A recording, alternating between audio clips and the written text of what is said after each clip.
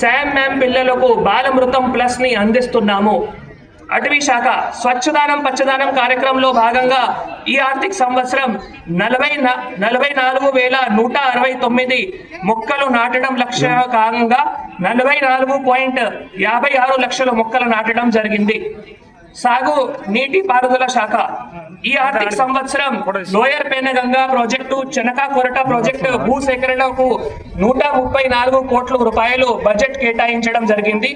71.96 కోట్లు అనుమతులు మంజూరై వచ్చే ఖరీఫ్ కి 27,800 ఎకరాలకు నీరందించడానికి అన్ని చర్య తీసుకుంటున్నాము.